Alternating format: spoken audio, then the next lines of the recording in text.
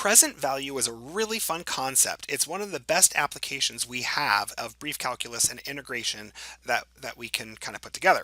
So very quickly, this function is related to the concept of compound interest, which that was the amount that you have in your account is equal to the P, which stands for principal, times E to the RT. So if you remember that formula, P is principal, the amount you put in the account at the beginning of your investment, R being the rate at which you are investing, written as a decimal, T is the amount of time measured in years. So you'll notice a similarity, right? They look very, very similar. The difference here is the present value is used for continuous income streams. That's why instead of using a P, we use F of T. What this is saying is maybe you're going to get $3,000 per year. So it's not going to stop after just 1 year. You get it repeatedly over and over. So where a principal is a deposit into an account, you don't keep depositing over and over. It's just a one-time thing. So that's why you have the F of T. And of course, if that number was changing, maybe this year is $3,000, but next year you're going to add another 500. And then the year after that, you're going to do another. So next year it'd be 3,500. Then the year after that'll be 4,000. So you might do a function like this, where you're going to do 3,000 plus 500T. So that's why we use function notation there. Okay, but for this problem, we'll just use 3,000. The R is again the rate written as a decimal. So for example, if we had a 4% rate, we wouldn't write that as 4%, we'd write that as 0.04. And now this T, for almost every problem that we're going to do in this class, is a variable. You're going to leave it alone because we're integrating. But this T up here, the capital T, that's the high end of our boundaries, that is going to be that where you put your time. So if we said we are going to continue to do this for 20 years, okay, well, actually, let's not do 20 because I did that right there in the next problem. Let's do it for 5 years, okay? So if we're going to do it for 5 years, that's what our capital T would be. So if we were to fill this in now, what we're going to say is, the integration would look something like this. From 0 to 5, 3,000 e to the negative 0.04 t dt.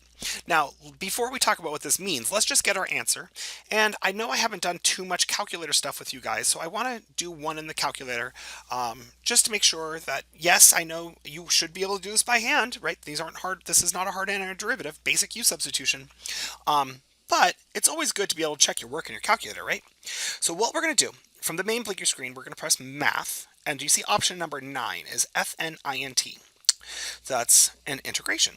So what we're going to do is we're going to integrate from 0 to 5 of $3,000 times E raised to the negative 0.04. Now I can't use t because our calculator likes x for the variable. Well, that's okay. Let's do x dx. And we're going to get our answer of 13,595.19. All right, and we'll say dollars, so we'll round to the pennies. So what does this mean? Well, what this is saying is if somebody were to offer you a continuous income stream of $3,000 per year for 5 years, how much would it be worth today? So kind of what that means is, for example, somebody has promised them, I'm going to give you $3,000 a year for 5 years, but I don't want the investment. I need the money right now. What can you give me right now? And then you can take the payments of the $3,000. Well, what this is saying is under the assumption that you can make 4% in the stock market or the bond market, you can make 4% doing something else with your money, you should not offer them $15,000 today. That's not a good deal. The break even would be $13,555.19. Because if you took $13,595.19 and put it in the stock market or put it in a bond market, or whatever, and if it paid 4%, that would be equal to $15,000 over 5 years. So that's what it is. That's what it's for. And it's kind of fun because now you can kind of understand how much a business is worth, how much you should offer somebody. So if you're going out into the real world and you want to buy somebody's accounting firm, they're getting ready to retire and they have this book of clients. Well, you can look at their data, and this is one of the basic calculations that you do to figure out the value of the company. How much should you pay them for their company? Another fun example, same idea, would be something like the lottery. Okay, so let's do this problem. And as an example, So if you when you win the lottery, you were given two options. You can either take what's called a lump sum payment. You can take $11 million payment today and do whatever you want with it. Or you can get paid $1 million a year for the next 20 years. The question is which one should you do? If you are assuming you can make 7% in interest on investments over the next 20 years. So if you already think you can make 27% using, something safe like bonds or whatever, which is the better deal? Do you take 11 million today, or do you take 1 million a year for 20 years? Well, so if you want to, try to pause the video, try to fill in the values and see what you come up with. All right, I'm going to do the problem now. So we are going to go ahead and fill in. Now, 0 means starting today, and then we're going to go over 20 years. So I'm going to go up to 20. All right. Now, what is our amount that we're getting each year? Well, $1 million a year times e raised to the negative. Our rate is 0.07 t dt.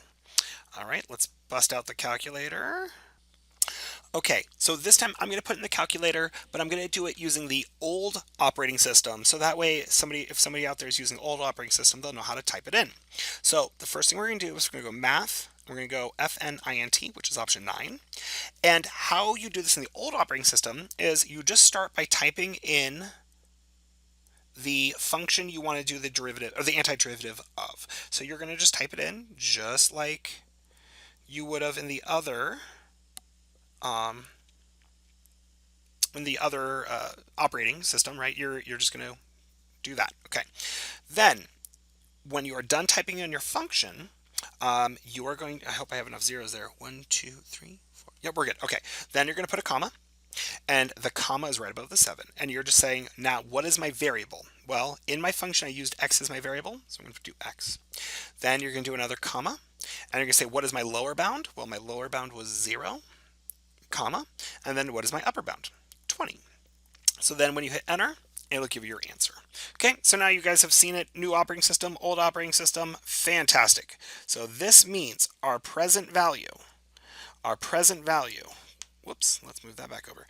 Present value, there we go, is 1076290.52.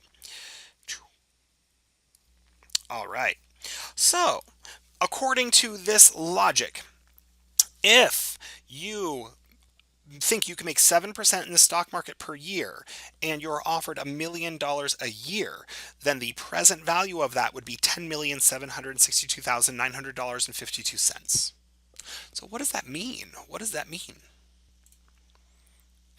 So if you're saying to yourself that if the present value is worth 10,762,000 and you could get offered 11 million today, you should just take the 11 million.